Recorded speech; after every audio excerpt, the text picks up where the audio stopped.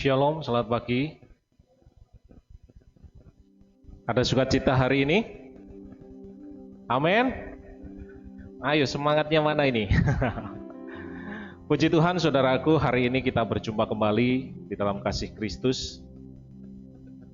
Saya rindu hari ini kita meneruskan pembelajaran kita mengenai kasih di akhir tahun ini.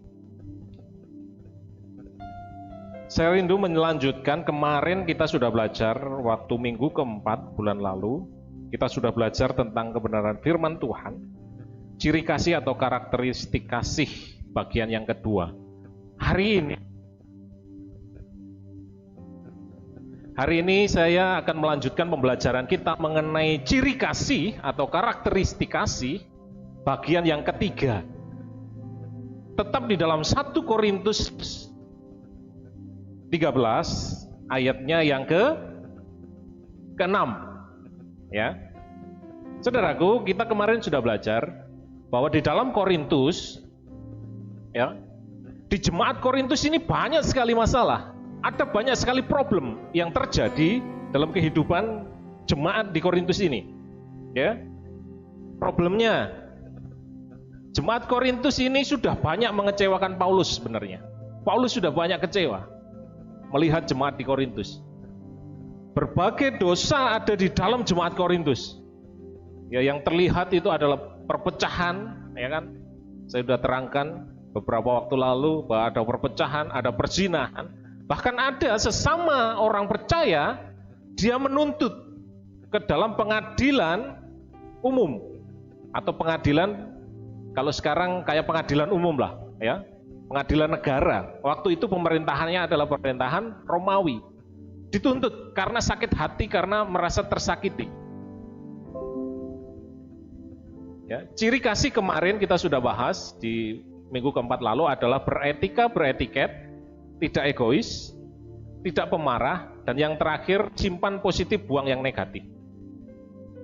Hari ini kita belajar kebenaran firman Tuhan dari 1 Korintus 13 ayatnya ke-6.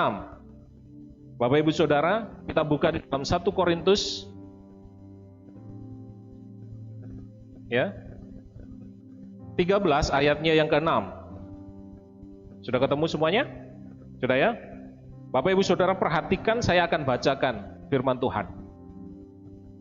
Demikian firman Tuhan, 1 Korintus 13 ayatnya yang ke-6.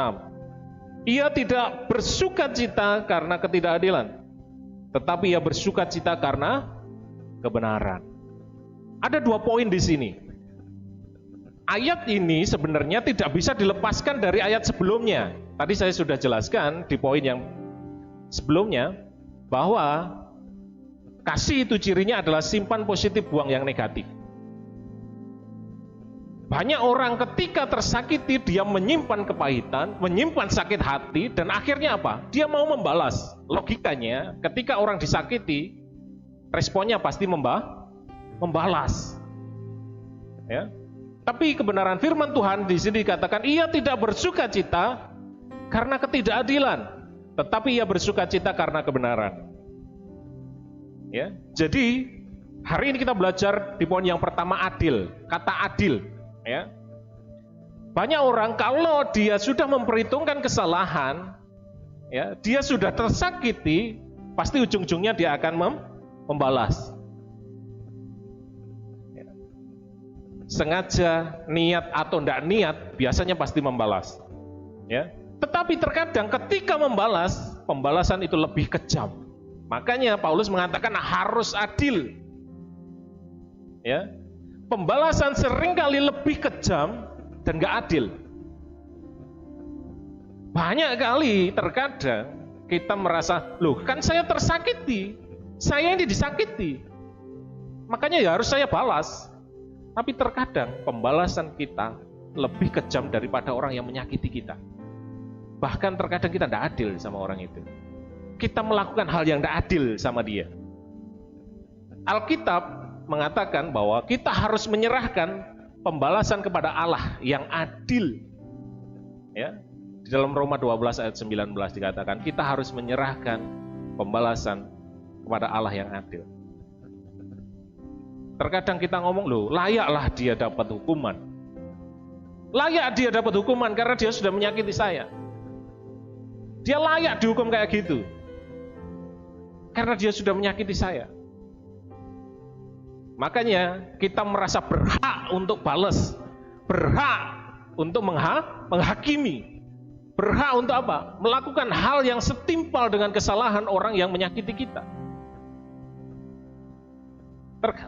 Terkadang kita tidak sadar, kita sudah membalas apa yang orang lakukan terhadap kita, baik sengaja maupun tidak. Ya. Firman Tuhan mengatakan kita harus adil. Kalau kita belajar dari Paulus, ya, kalau kita lihat Paulus itu udah dihakimi. Dia dihakimi sama jemaat di Korintus ini. Kalau kita baca di dalam pasal yang keempat, 1 Korintus 11, ya, 1 Korintus 4 ayatnya yang pertama sampai ayat yang kelima. Bapak Ibu coba perhatikan di situ.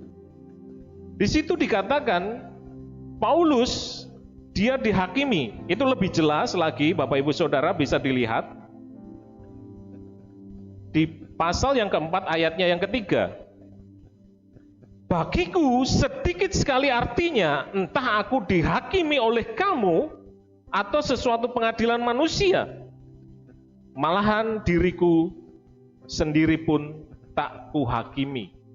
Jadi Paulus ini sudah dia mendirikan jemaat di Korintus, dia sudah melayani, dia menyerahkan pelayanan itu, dan akhirnya dia malah dihakimi oleh jemaatnya sendiri. Jemaat yang dia dirikan. Coba bayangkan. Nyesek enggak? Dia sudah dihakimi, tapi Paulus katakan apa? Dia menegur jemaat Korintus tanpa mempermalukan. Harusnya layak dipermalukan, karena dia sudah menghakimi Paulus. Paulus layak membalas dendam. Membalas apa yang dilakukan. Tapi Paulus, apa yang Paulus lakukan? Dia menegur tanpa mempermalukan. Di dalam pasal 4 ayat yang ke-14. Dia katakan, aku menegur tanpa mempermalukanmu. Ya. Dia tetap menjadi bapak rohani buat orang-orang yang sudah menyakitinya. Sudahkah kita melakukan hal tersebut? Terkadang kita merasa orang yang menyakiti kita layak, wis. Meskipun saya marah pun layak. Bahkan ketika saya menyakiti dia itu pantas. Saya harusnya tidak dosa. Terkadang kita melakukan hal ini tanpa kita sadari, tanpa kita mengerti bahwa itu tidak berkenan di hadapan Tuhan. Makanya tadi katakan firman Tuhan apa? Kita harus menyerahkan penghakiman itu kepada Allah yang adil. Sudahkah ketika kita disakiti, kita menyerahkan kepada Tuhan? Tuhan, saya disakiti, tapi saya nggak mau balas, karena itu haknya Tuhan. Harusnya kita punya prinsip ini loh, seperti Paulus. Meskipun dia disakiti, dia dihakimi, mungkin juga dia difitnah, tapi dia tetap berpegang. Saya punya Tuhan yang menjadi pembela saya. Saya nggak akan berusaha membela diri. Tetapi terkadang apa yang kita lakukan, Bapak Ibu Saudara? Ketika kita disakiti, kita pasti apa? Membela diri. Benar nggak? Ayo jujur. Siapa di antara kita ketika kita disakiti, kita nggak bela diri? Kita nggak ngelawan balik. Itu sudah naturnya manusia, tetapi naturnya Tuhan harusnya. Ketika kita disakiti, kita harus kembalikan ke Tuhan. Jangan balas nyakiti. Gampang itu ngomong, Pak, gampang. Tapi susah melakukan. Iya. Saya akui iya. Bahkan saya sendiri pun terkadang juga seperti itu. Tapi saya mau berusaha. Kita semua mau berusaha, amin. Amin. Berusaha ya. Iya, karena hidup Kristen itu bukan hanya diam saja. Hidup Kristen bukan hanya, oh yang penting saya lakukan apa yang benar. Benar menurut siapa ini? Menurut saya kebanyakan, ya kan? Kalau benar menurut Tuhan apa? Kalau menurut saya pasti orang yang menyakiti harus dibalas. Itu lumrah. Tapi ingat, Tuhan katakan apa? Kalau kita disakiti, jangan menyakiti kembali. Karena terkadang kita ini lebih kejam dari orang yang menyakiti kita loh. Bener. Kadang kita menghakimi orang itu di batas harusnya tidak sampai seperti itu. Terkadang kita menghakimi, mengejudge, melabel orang itu lebih kejam daripada sebenarnya. Karena kita sudah sakit hati. Biarpun orang itu sudah berbuat baik, dia berubah, dia bertobat, terkadang kita masih label sama dia. Biarpun dia sudah berbuat baik, apapun akan tetap salah di mata kita. Bener enggak? Iya toh? Kalau orang sudah menyakiti kita, apapun yang dia lakukan tetap salah. Meskipun benar dia tetap salah di mata kita. Terkadang itu yang terjadi. Pagi hari ini firman Tuhan mengingatkan, adil. Jangan membalas orang yang menyakiti kita dengan apa yang tidak semestinya. Harusnya balas dengan kasih. Jemaat di Korintus itu gagal, sudah gagal. Bahkan dia ada jemaat di antara jemaat Korintus ini, kalau kita baca di dalam pasal 6, 1 Korintus pasal 6 ayatnya yang ke-1 sampai ke-6. Di situ ada orang yang menyeret saudaranya ke pengadilan sekuler. Masalah di dalam gereja akhirnya dibawa ke sekuler. Hal ini terjadi enggak akhir-akhir ini? Ada enggak masalah di gereja akhirnya bawa ke pengadilan? Ada enggak gara-gara permasalahan di gereja akhirnya masuk ke ranah hukum? Banyak. Gara-gara rebutan kekuasaan, ada yang masuk ranah hukum enggak? Ada. Apa yang terjadi di jemaat Korintus terjadi enggak akhir-akhir ini? Terjadi. Bukan hanya saat ini, dulu itu sudah terjadi. Harusnya kita umat Tuhan, kita tahu apa yang Tuhan inginkan.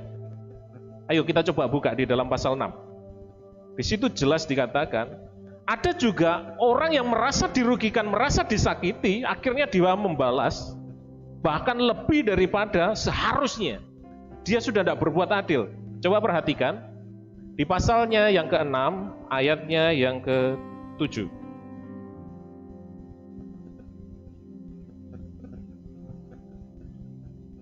Ya, di situ dikatakan,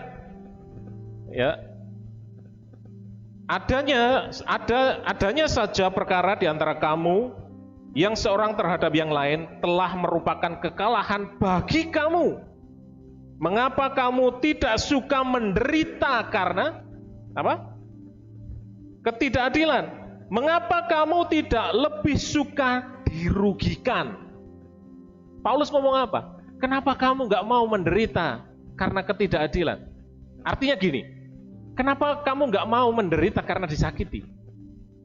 Kenapa kamu gak mau dirugikan? Saya sering katakan juga sama istri saya ketika saya berbicara, kadang kita sering dimanfaatkan orang. Saya ngomong, saya enggak apa-apa. Kenapa? Kalau kita mau bermanfaat, jangan pernah kita kecewa kalau kita dimanfaatkan. Terkadang kita bodoh memang di hadapan orang. Kamu itu bodoh, dimanfaatkan terus. Ya enggak apa-apa. Lebih baik bodoh di hadapan manusia, tetapi Tuhan berkenan. Makanya saya sering katakan, lebih baik saya kehilangan semua harta saya daripada kehilangan Tuhan. Daripada mahkota saya hilang. Saya sering katakan itu. Daripada jiwa-jiwa yang harusnya kita menangkan untuk Tuhan tidak selamat, lebih baik kita kehilangan semuanya. Asal Tuhan berkenan. Saya sering katakan gitu. Kenapa? Karena ada sering banyak, terkadang orang memanfaatkan hidup saya, memanfaatkan apa yang kita punyai, apa yang kita miliki, memanfaatkan kebaikan hati kita. Tetapi jangan pernah kecewa, saudaraku. Jangan pernah kecewa. Karena itu tidak pernah sia-sia. Apa yang kita sudah kerjakan kebaikan hati kita gak akan pernah sia-sia. Tetapi ketika kita melakukan segala hal, tapi akhirnya kita kecewa, percuma. Upahnya kita cuma sekedar, oh terima kasih. Jangan pernah kecewa ketika kita menderita kerugian. Jangan pernah kita merasa tersakiti ketika orang menyakiti kita. Makanya Paulus katakan tadi di ayat 7 yang terakhir, pasal 6 ayat 7 yang terakhir dikatakan apa? Mengapa kamu tidak lebih suka dirugikan? Ingat, kita dirugikan orang ketika kita tidak balas, ketika kita serahkan ke Tuhan. Tuhan sudah kasih satu mahkota. Pernah dengar nggak mahkota ketika kita bertahan dalam penderitaan? Mahkota apa? Ada yang tahu enggak? Nanti suatu saat saya rindu kita belajar tentang 5 mahkota. Ingat, orang Kristen hidup, kita mengerjakan hal-hal yang baik, kita beribadah kepada Tuhan, kita melakukan hal-hal yang baik. Perbuatan-perbuatan baik itu untuk apa? Bukan untuk selamat, saudaraku. Saya yakin dan percaya ketika kita percaya Yesus, kita selamat. Benar. Tapi endingnya bukan di situ. Goalnya orang Kristen itu bukan selamat, bukan cuma masuk surga. Masuk surga tanpa mahkota malu. Percuma masuk surga. Masuk surga harus bawa mahkota untuk Tuhan. Apa yang kita bawa untuk Tuhan? Apakah kita bawa berondolan tanpa mahkota? Ngisi-ngisi nih kalau saya bilang. Kita harus bawa mahkota itu untuk Tuhan. Ini loh Tuhan mahkota. Mahkota salah satunya apa? Bertahan dalam penderitaan. Itu mahkota kehidupan. Orang yang tahan menderita karena disakiti, dia melakukan hal yang benar, mahkota kehidupan dia punya. Satu mahkota dia punya. Yang lainnya bisa enggak punya? Bisa. Makanya saudaraku, jangan pernah melawan, jangan pernah membalas ketika disakiti. Ingat, mahkota kita ini loh. Mahkota yang akan kita pakai ini loh, mahkota kemuliaannya. Rugi kalau kita serahkan dengan cuma-cuma. Makanya Paulus katakan apa? Penderitaan-penderitaan itu hari ini, saat ini itu tidak sepadan dengan apa yang akan kita terima kelak. Terima kelak itu apa? Mahkota itu loh, mahkota yang kekal. Jadi bukan cuma masuk surga tok. Ingat, orang Kristen bukan cuma masuk surga tok goalnya. Rugi kalau cuma masuk surga. Tapi bawa mahkota ini loh, kita mau bawa untuk Tuhan. Betapa bangganya ketika kita persembahkan 5-5-nya mahkota kita kasih. Oh Tuhan, ini mahkota untuk Tuhan. 5. Waduh, bangga kita di hadapan Tuhan. Karena apa? Kita diciptakan itu untuk bawa mahkota ini loh kepada Tuhan. Bukan kita diciptakan untuk urip-uripan tok. Bukan hanya sekedar hidup. Yang penting urip. Makanya banyak orang ditanyai, makan untuk apa kira-kira? Untuk hidup? Atau hidup untuk makan?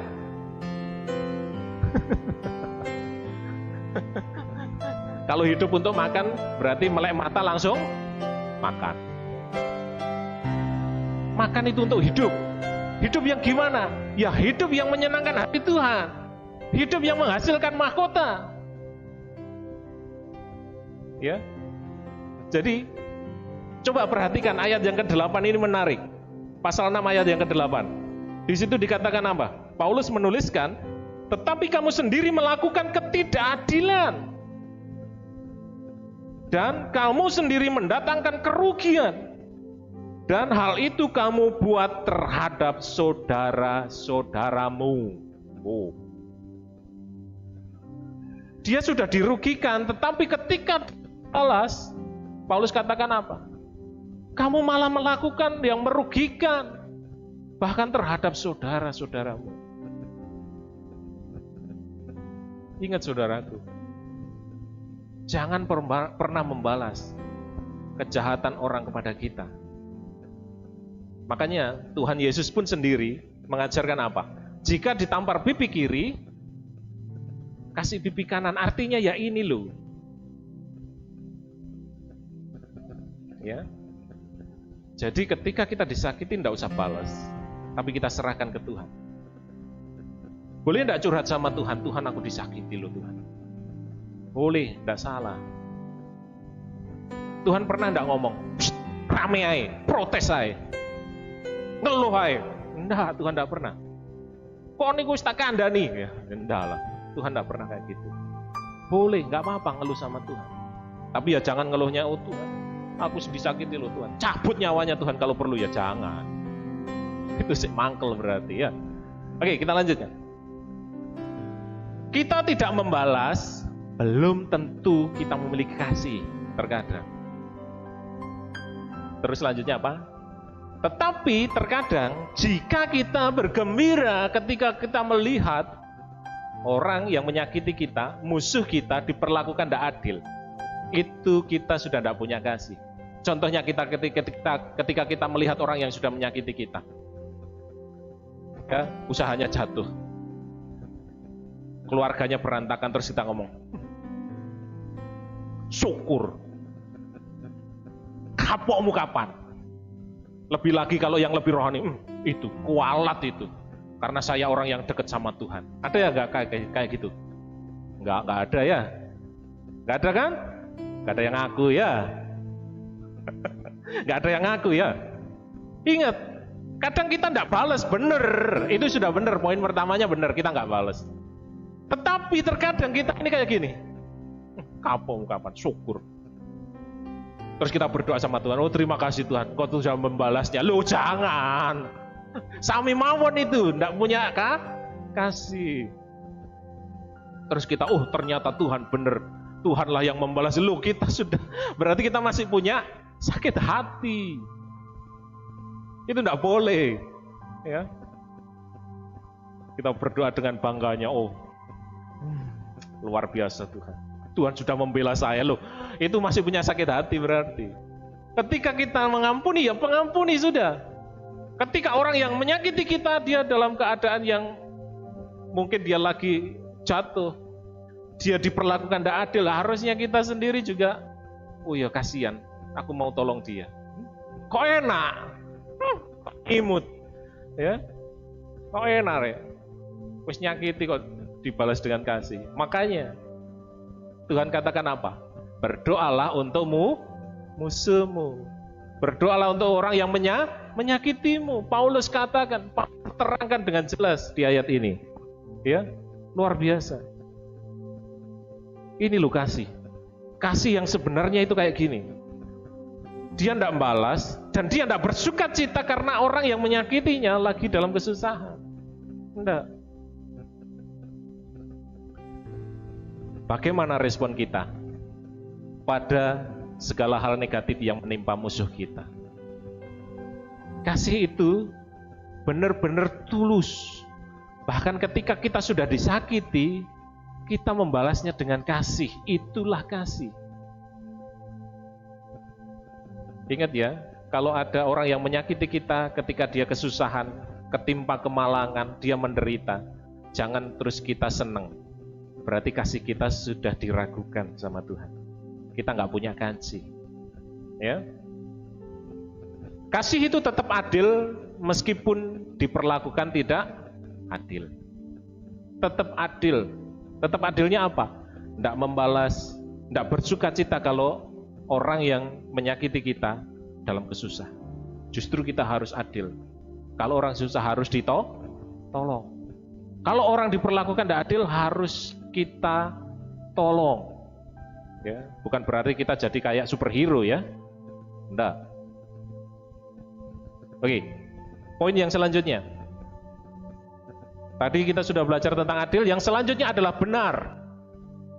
Ya. Kecintaan pada kebenaran harusnya mengalahkan kita pada kebencian. Terkadang kita lupa hal ini. Ya. Harusnya kita bersuka cita karena kebenaran. Kalau di dalam teks aslinya sebenarnya bukan bersuka cita karena kebenaran, tapi bersuka cita bersama kebenaran. Jadi bukan karena kebenaran, tapi bersama kebenaran. Jadi ketika kita bersuka cita harus benar. Ketika kita punya kasih, kita harus senang kepada kebenaran. Jadi kasih dan kebenaran itu dua hal yang tidak bisa dipisahkan. Kalau kita ngomong kita mengasihi, kita pun harus melakukan hal yang benar. Ya. Kecintaan pada kebenaran harus mengalahkan kebencian. Terkadang ketika kita sudah disakiti, kita benci, harus ingat kebenarannya. Harus mengasihi. Ingat kebenarannya. Kalau kita harus mendoakan musuh kita. Kebenarannya kan gitu toh firman Tuhan katakan. Kita harus apa? Berbuat baik kepada orang yang menyakiti kita. Itu kebenarannya. Harusnya kecintaan kita kepada firman Tuhan mengalahkan kebencian kita sama orang. Meskipun kita disakiti, akhirnya kita tahan. Nggak mudah sakit hati. Karena kita cinta kebenaran. Pedoman hidup kita adalah kebenaran, bukan perasaan. Kebenaran itu adalah firman Tuhan yang harus kita pegang, bukan perasaan. Loh Tuhan, tapi aku kan disakiti. Harusnya balas Tuhan. Itu perasaan. Tapi kalau kebenarannya apa? Kalau kamu disakiti, kamu harus mengasihi. Iya Tuhan, meskipun saya disakiti, saya harus mengasihi. Iya Tuhan, saya mau lakukan. Itu kebenaran. Saya yakin dan percaya Bapak Ibu Saudara sudah banyak membaca firman Tuhan, mendengarkan firman Tuhan. Amin. Pasti tahu. Karena kita bukan anak sekolah minggu lagi. Amin. Anak sekolah minggu yang harus diingatkan terus. Kita sudah banyak membaca, banyak mendengar, kita sudah banyak tahu. Tapi terkadang kebencian, perasaan kita itu mengalahkan kebenaran. Kita lupa kebenaran firman Tuhan. Akhirnya apa? Kita balaslah, kita sakitilah. Ya. Kita bersuka cita kalau musuh kita menderita. Syukur. Kualat. Ya. Dasar sukacita sejati adalah penegakan kebenaran, bukan pemuasan perasaan. Kalau kita seneng, ini kebenaran ini. Kalau saya puas, yang penting ya gigi ganti gigi, ya, tangan ganti tangan, mata ganti mata. Tapi ingat firman Tuhan katakan apa? Bukan itu, tapi kasihilah musuhmu. Berdoalah untuk orang yang menyakitimu. Ya toh? Kalau hukum Taurat katakan apa? Mata ganti mata, tangan ganti tangan, gigi ganti gigi. Ya. Tapi Tuhan Yesus katakan apa? Kasihilah musuhmu. Berdoalah untuk orang yang menyakitimu. Terhadap beberapa jemaat Paulus, ya, yang terhadap beberapa jemaat yang berbuat jahat, Paulus tetap meresponi dengan baik. Kalau kita baca,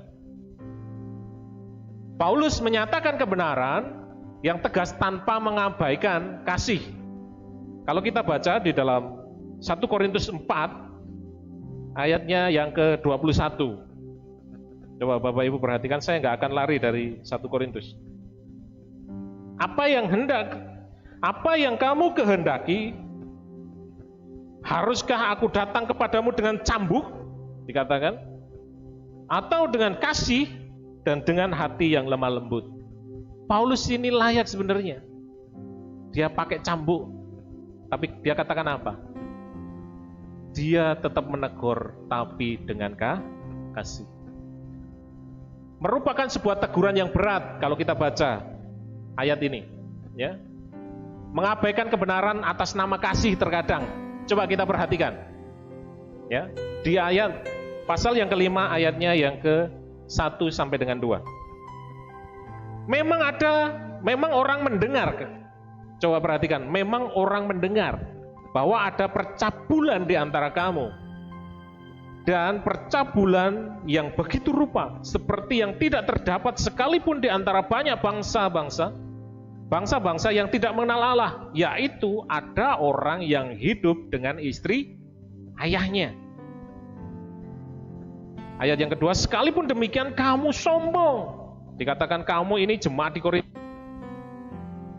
Tidakkah lebih patut kamu berduka cita dan menjauhkan orang yang melakukan itu di tengah-tengah kamu? Terkadang karena kasih dengan benteng, karena kasih kita tidak memperdulikan kebenaran. Ya, dikatakan apa? Jadi kadang kita ngomong kayak gini loh. Kalau jemaat di Korintus tadi dikatakan mereka sudah tahu bahwa ada orang yang melakukan percabulan. Ada orang yang tidur dengan istri ayahnya, entah istri ini ibu kandungnya atau ibu tirinya. Tapi di situ dikatakan ada orang yang dia tidur dengan istri ayahnya. Tapi jemaat di Korintus tetap diam saja. Dia tidak negor dan dia tidak melakukan apa-apa. Kalau di pasal yang ayat yang kedua dikatakan apa? Tidak, dan menjauhkan orang yang melakukan itu. Harusnya jemaat di Korintus ini tegas. Kamu sudah salah. Kamu harus mendapatkan disiplin. Tapi terkadang kita karena kasih, sakno, nggak usah ditegur, biarkan saja. Loh, jangan. Itu bukan kasih namanya. Jadi kasih itu harus berlandaskan kebenaran. Kita harus berani menegur, tetapi dengan cara kasih, tanpa mengabaikan kasih ini loh. Seperti Paulus, ya, menegur orang lain tanpa melupakan kebenaran, tidak boleh. Menegur orang lain harusnya dengan motivasi dan cara yang benar. Kita negur orang bukan atas dasar kita ini disakiti, tidak, tapi atas dasar kita mau meluruskan orang itu. Tapi negornya dengan cara yang benar. Terkadang niat benar, motivasi benar, caranya yang salah itu tidak boleh. Motivasinya salah, caranya benar, ya tidak boleh. Harusnya motivasinya benar, caranya juga harus benar. Negurnya dengan cara yang benar. Jangan negurnya langsung didoting-doting. Ya, enggak boleh. Negurnya juga dengan marah-marah, ya enggak boleh. Harus dengan cara yang benar. Diajak ngobrol. Tapi terkadang kalau kita emosi bisa ngobrol enggak? Susah. Ketemu aja mukanya ini sudah emosi kita, bener dah? Itu tak remet-remet dari ini. Ya. Tapi harusnya kita berpegang kepada kebenaran, bukan emosi. Ketika kita emosi kita harus lihat, oh iya, Tuhan tidak mau saya emosi, saya harus tetap pegang kebenaran agar saya punya kasih.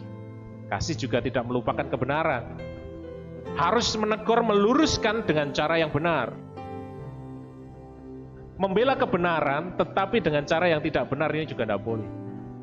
Ya, ini yang terakhir. Kasih mengedepankan kebenaran dengan cara yang benar.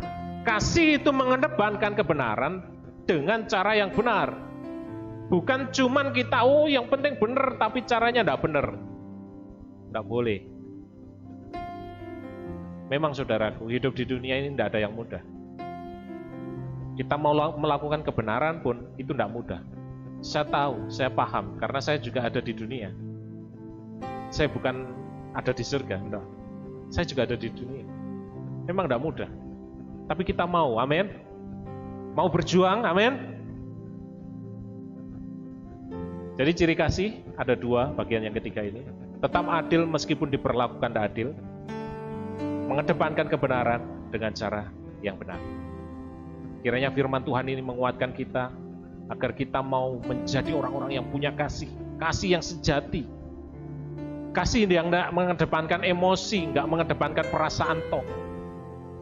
Kasih yang mau berpegang pada kebenaran. Menegur dengan cara yang benar. Karena kita mau hidup di jalan yang benar dan orang lain pun hidup dalam jalan yang benar.